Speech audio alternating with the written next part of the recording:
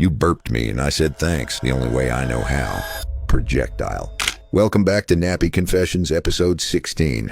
Today we're talking burps, barfs, and betrayal. I don't mean to spit up. I just like to keep y'all humble. You lift me up, smile in my face, and I respond with warm yogurt mist. Sometimes I wait till you're laughing.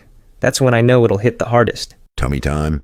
That's just pre-burp prep, a warning shot, if you will. You lay me on your chest. Now your shirt's part soup. And you still say, "Aw, you're stronger than me." 1 minute we're bonding. Next minute you're wondering if that smell is yours or mine. It's mine. It's always mine.